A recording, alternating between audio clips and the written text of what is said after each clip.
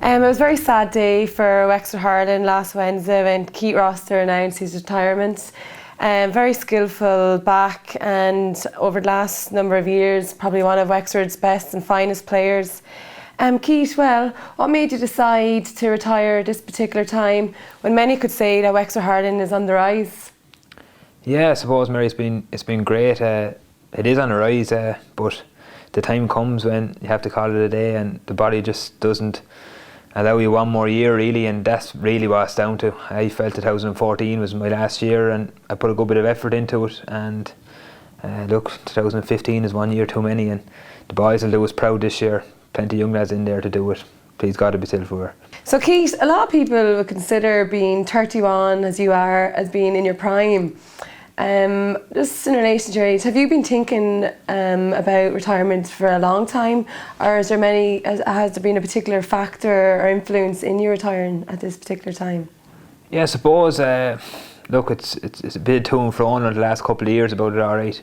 Probably 2 years ago, half the county would have retired me because I struggled with 1 or 2 injuries, and Liam will always say to you, kicking the bottom is 2 feet away from a slap in the back, and that came into mind as well. But the same people that were on to you to retire 2 years ago are the ones asking you to stay now, and look, that's just hurling, that's the way it goes. It's been on my mind a while. 31 now, it's not that old, there's 32, 33 year olds still hurling intercounty, but look, I just had to look at myself, my own body, what I was able to put it through. I felt that coming into 2014 I was going to give a right cut off it. I had a good chat to Liam and the management and the trainers going into 2014. Done everything they asked to do, and done a little bit more myself as well. And I suppose that's what it takes when you get a little bit older. You have to sort of mind yourself that a little bit better. You don't get away with stuff you would have got away with 5-6 years ago, be it eating patterns, drinking patterns. You really have to mind yourself, even the sleep side of things.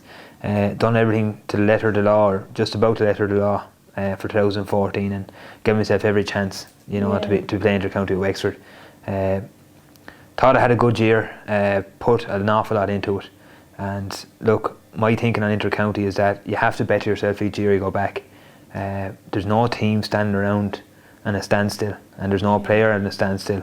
You look back on last year, you wonder what you're going to do to progress onto your following year. That's what I looked at the last couple of years, and when I look back at 2014, I sat down and said, I don't know how I'm going to progress on that, and the training.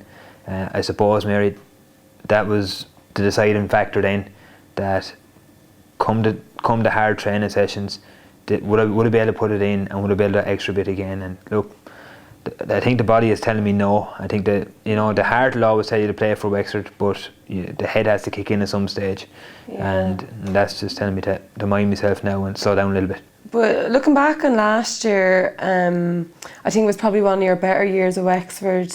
You stood tall in the key matches at key times.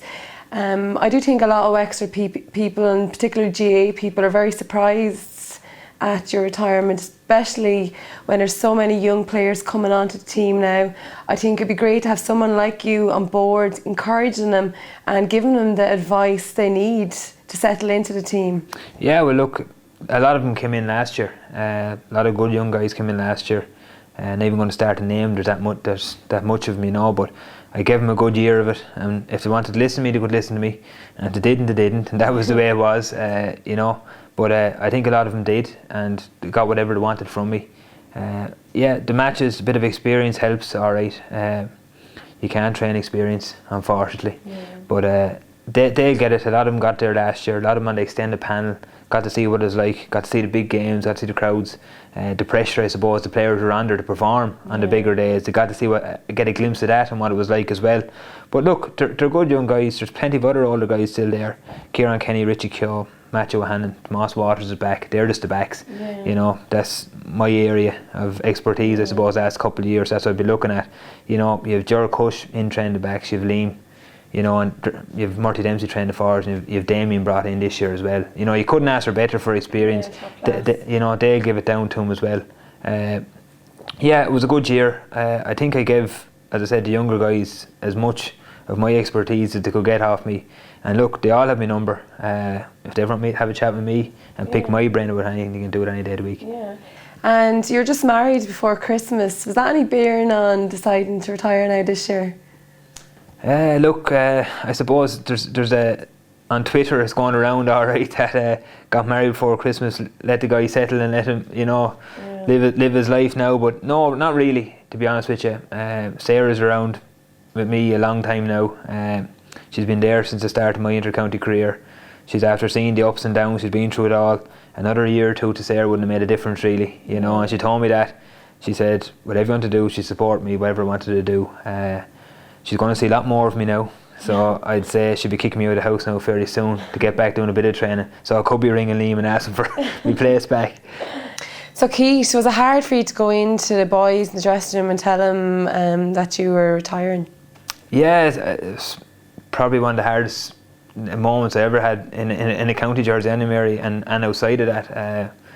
I said I wouldn't like to retire twice, to be honest with you. To go into that dressing room, to talk to the guys that you're after, you know, fighting hard with, training hard with for the last, I'm there 12 years, Rory's there 12, there's a couple of them there 6, 7, 8, you know, it's very tough. In one sense you can feel you're sort of letting them down a little bit, you know, by retiring, but you know, you sort of have to be selfish at that stage and do what's best for yourself. But yeah, I'll never forget it anyway. It'll live with me for a long time, and the reaction I got from the players, and you know, it was a lot of emotion I suppose that night. Liam spoke very well in the dressing room, in fairness to him. I couldn't have asked for better. He asked me to say a few words and I was under pressure now. But I got the general gist across to the lads, and I've been talking to a lot of them since that, you know, individually I've been talking to a lot of them. You know, it's just amazing the way the word goes around in the papers the following day. An interview with the Independent, you know, and in fairness, you will be fairly heavy-hearted over it. You know, it's something you loved, it's something you wanted to do for as long as you can.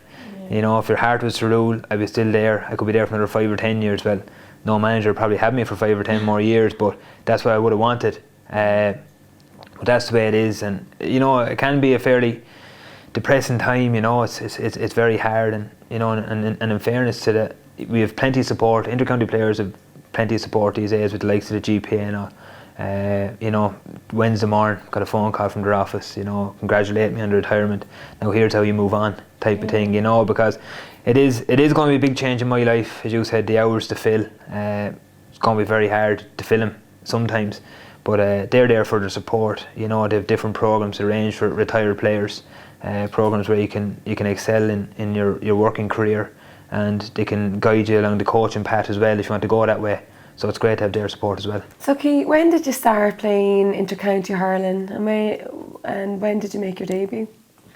I suppose if we're going back to the very start, Mary, looking at 97, I was quietly reminded about that when I left the players' dressing room after telling them on Tuesday night. Dermot Howland said to me, it's a long time ago since you hurled Tony Forrestal in 97. Dermot was in around then with us as well, you know, and that's when you start. That's when you want to start, I suppose, if you can at all, under 14.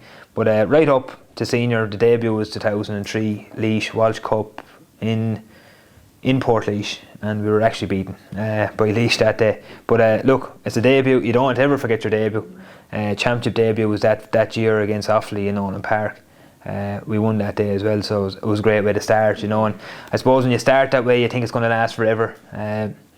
John Connon was the manager that year. He gave me my first chance with the seniors, in fairness to him, you know, for that newer man to bring in a young Oulart hurler, you know, is a brave thing to do. But John, in fairness to him, had faith in me, and he gave me a go, and I've been there ever since. Went through a good few different managers through the years, you know. They all brought their bit to it. John was the start. Seamus Murphy, another newer man, came in then. You're looking at John Myler, travelled the distance from Cork up to Trainers as well, from Arrays Island, but very good as well. We brought in Colin Bonner, who I had in WIT. He came in after John Myler, and then you're back up into present day then with Liam. Liam is on his 4th season now, so you know, I suppose it was nice to finish with an Oulart man as well, I suppose. Yeah. It was great to have him in the club, and you know, and to have him progressing on to Wexford as well. And just over your career, you had a lot of highlights. What would be your main highlight, or maybe your magical moments? Can you? Yeah, a lot. I've discussed them a lot. I suppose the week that's in it, I'm talking to a lot of people about it. 2004 Leinster final, brilliant. 2007 beating Tipton in the Ireland semi-final against Kilkenny. You know, 2003 semi-final against Cork, replay, brilliant. But I suppose what's fresh in your mind is nearly the best thing, and that's the Clare games from last year. You know, people have said the Waterford atmosphere against Waterford was brilliant, but the Clare games for me was just Wexford Park, you know, packed to the rafters, couldn't got much more into it. You're coming off after normal time feeling sort of deflated, you know, 13 against 15, couldn't put them away. Clare are leaping out of the stand. We were going in sort of a little bit deflated, you know. Limonov pepped us up going into extra time, you know, and I never forget half time and extra time and the crowd going mad singing Wexford, Wexford, you know. Liam was trying to talk to us in the middle of the field because you can't go back in, and we couldn't hear him.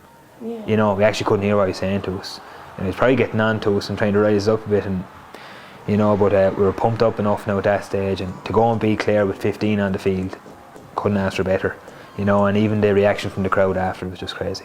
Yeah, no, there was magical scenes in Wexford Park last year. But just a question I would love to ask you is, over the dark days of Wexford hurling over the last decade, I was just thinking, how did you keep going? How did you keep putting in that commitment 6-7 nights a week? And maybe, as to say, the hurler on the ditch criticising Wexford hurling. What was the motivation behind that?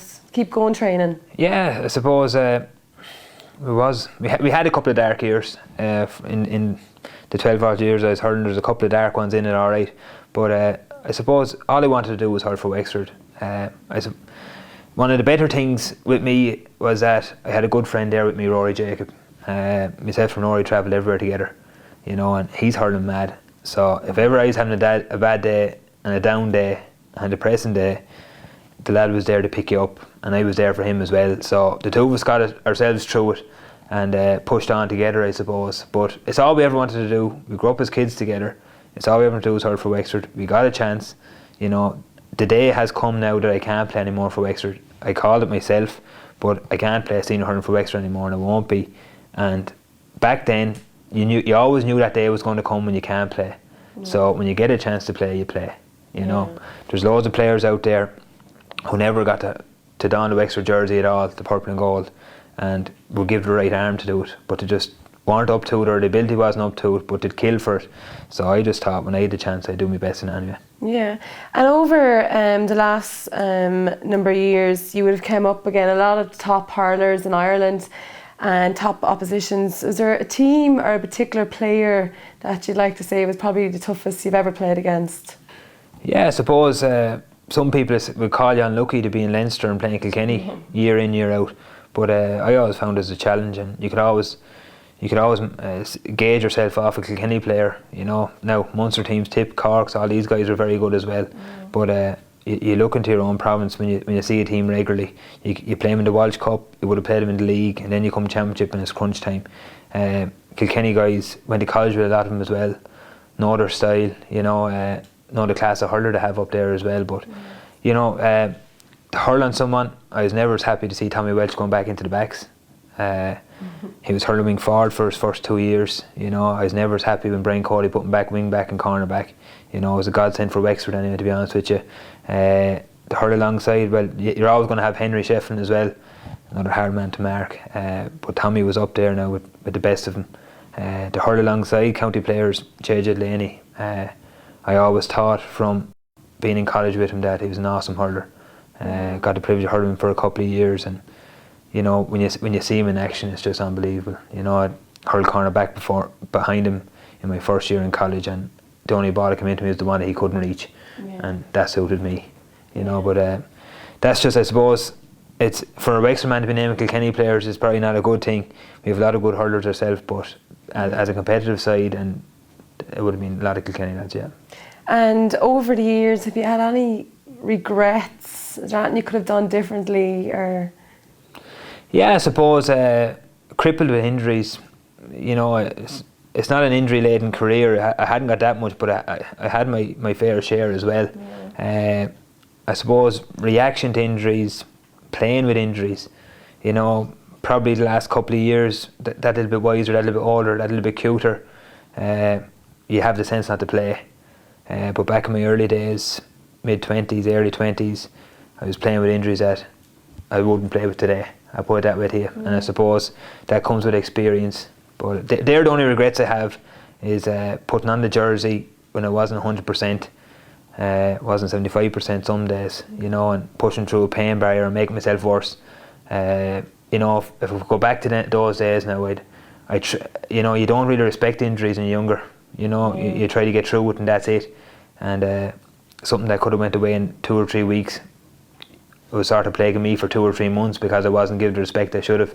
But look, they're the only regrets I have. I have no other regrets. You know, everything else I done, I was happy with. Yeah, and a lot of intercounty players have been coming out over the last number of years and saying that it's become, the commitment involved in playing intercounty is like a second full-time job. What's your opinion on that? And could you just give us an idea of your weekly routine over the last number of years? Yeah, so I suppose when you look at it, you could call it a second job. You know, it's up there with your job. You're probably doing 40, 50 hours a week unknown to yourself. Look, it's like any intercounty player, be it camogie or whatever, football. You're putting serious hours in. You know, people see the hours you go training. They don't see the gym work. They don't see the meetings. You know, that's the type of thing that goes on seen to people. And you probably are doing about 40 odd hours a week if you're to count it up, but you normally wouldn't. But a normal week, we start on the Monday, you're probably in the gym doing a recovery session from the match the day before. Tuesday you're meeting up with the lads training, group training session. Wednesday you're back in the gym. Thursday you're training. Friday will be a recovery session somewhere, and then you're back into the weekends. If you're looking at championship time, you're taking it easy on the Saturday, getting ready for the Sunday. But if you're talking league, you could be doing it on the Saturday. You know, you might have a lightweight session in there as well. So you're talking 6 days a week, no matter what way you look at it, what way you put them together. It's 6 days a week. Yeah, and so how are you going to fill your time now this year, Keith? You're going to have you seen a future in getting involved in coaching, or have you any other interests? Yeah, I suppose the coaching thing is something that will come down the line, please God. Not ready for it yet. It's still early days. Looking forward to a bit of time off. It was only this morning. I was heading down to Water for a bit of shopping, and I came across the team bus heading away for Cork on their training weekend down in Cork. And you know, it was disappointing not to be on the bus, but it was nice to be turning off for Water when the lads were heading for Cork too, and have a bit of time to myself. I suppose time, going to relax a little bit. Oulart train fairly hard as well. You know, I'm still going to have to keep up the gym work. That's just part of what I am now at the minute. You sort of have a programme, what you've been used to, and I'm not going to change that really. So it's just a matter of, you know, training rather being half an hour, 40 minutes away. It's a walk across the road now, and it won't be as intense. It's never going to be as tense as what Wexford train and the level Wexford train at. But look, I'm just going to enjoy it and relax for a couple of months or a year or two anyway, and see what happens then. Yeah. So the big question, Keith, for me, as a Wexford person, and particularly as an Oulart person, is this the end of Keith Rossiter, or will we see you in the club scene later on in the year? Oh, it's definitely not the end, Mary. I wouldn't get over Oulart that quick, I think. Even though I'm planning on staying around Oulart for as long as they're going to kick me out. I'd have to be regraded. I'd have to be shoved out the door before I'd stop hurling senior with Oulart. It's just one of those things. I suppose the club is where you start and the club is where you finish, and that's the way it should be really. And I'm looking forward to a couple of years at Oulart, going back to the guys I grew up with. You know, the last couple of years you only get to see him in July or August. You know, you'd love to see him in September after winning All Ireland, but the way it's been, it's normally July, August when you're getting back around going with the lads. And you know, I'm looking forward to it. 2-minute walk across the road now to training. Hadn't had that for a long time, so it should be good, and I'll put a massive effort into Oulart this year. Just on behalf of all Wexford people around the country, Keith, I'd like to thank you for all the good days and the good memories. It's going to be a little bit sad going to Wexford matches now, not seeing you starting in the full back line, but I wish you all the best in your future years with Oulart, and I do hope you get that Leinster title. I know it's coming, and hopefully it'll come soon, and just wish you all the best, and thanks again. Thanks very much, Mary. Look, it's been great. I've enjoyed my days hurling for Wexford. It's been brilliant. I wouldn't change any of it for anything. I'd love to get another year or two out of it. But look, unfortunately, I don't think I can, and that's basically where I am at the minute. But please God, Oulart to be back on top this year. We'll be pushing strong. It's not going to be easy. We have the Shells, the county champions, in the first round. We know how we're going. We play the boys there. Thank you.